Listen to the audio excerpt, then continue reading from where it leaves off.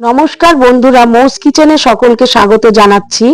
আজকে যে রেসিপিটি আমি আপনাদের সামনে শেয়ার করছি সেটি হলো একটি চিকেনের রেসিপি। সম্পূর্ণ তেল, বাটার, ঘি কোনো কিছুই আমি ব্যবহার করিনি। তেল ছাড়া আমি এই চিকেনটি রান্না করেছি। দেখুন আমি এই চিকেনের রেসিপিটি কিভাবে তৈরি করলাম। এখানে কড়াইতে আমি দিয়ে দিলাম দুটো পেঁয়াজ আমি কুচিয়ে এর মধ্যে দিয়ে দিলাম, দুটো তেজপাতা, তিনটে এলাচ, দুটো দারচিনি, দিয়ে দিচ্ছি অর্ধেকটা টমেটো আমি স্লাইস করে দিয়ে দিলাম, আর দিয়ে দিচ্ছি 2 চামচের মতো টক দই। তারপর এর মধ্যে দিয়ে দিলাম আদা, কাঁচা লঙ্কা আর রসুনের পেস্ট 2 চামচের মতো দিয়ে দিলাম, আর দিয়ে দিলাম 500 গ্রামের মতো চিকেন। দিয়ে দিলাম হাফ চামচের মতো হলুদ গুঁড়ো, দিয়ে দিচ্ছি হাফ চামচের মতো লাল লঙ্কার গুঁড়ো, দিয়ে দিলাম হাফ চামচের মতো জিরের গুঁড়ো, হাফ চামচের মতো ধনের গুঁড়ো, স্বাদ অনুযায়ী লবণ দিয়ে ভালো করে আমি মেখে নিলাম।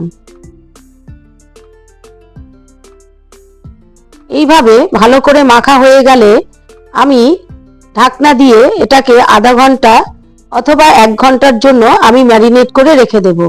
1 ঘন্টা আমি ম্যারিনেট করে রেখে দিলাম। এবার ঢাকনাটা সরিয়ে দিয়ে আমি গ্যাসে চাপা দিয়ে দিয়েছি। এবার এইভাবেই আমি মাংসটাকে কষাতে থাকবো।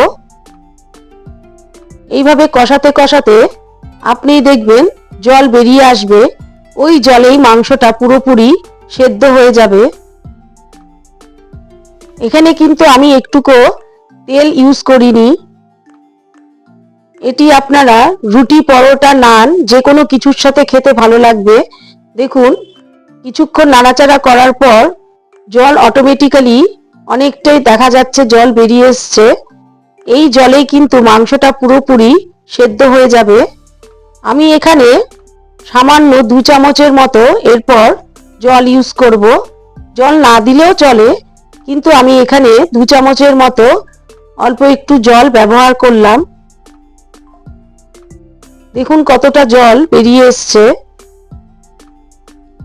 এভাবে অনবরত নাড়াচাড়া করে আমি মাংসটাকে কষিয়ে নেব।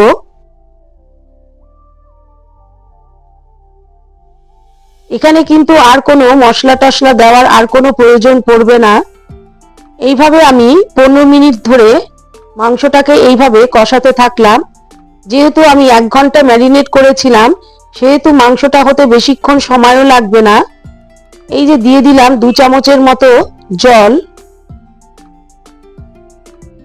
এবার দিয়ে আবার 5 মিনিট আমি এইভাবে নাড়াচাড়া করে নেব। তারপর আমি আবার ঢাকনা চাপা দিয়ে দেব। এবার 5 মিনিটের জন্য এভাবে ঢাকনা চাপা দিয়ে আমি মাংসটা তৈরি করব।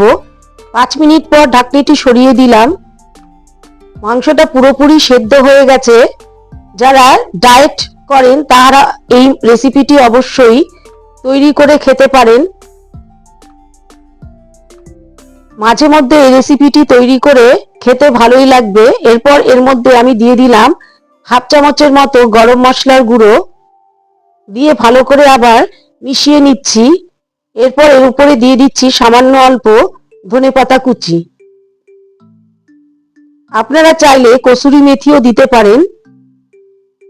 এভাবে ভালো করে মিশিয়ে নিয়ে আমি স্ট্যান্ডিং টাইমে, মাংসটা আমার পুরোপুরি হয়ে গেছে, স্ট্যান্ডিং টাইমে আমি 5 মিনিট রেখে দিয়ে আমি প্লেটের মধ্যে নামিয়ে নেব।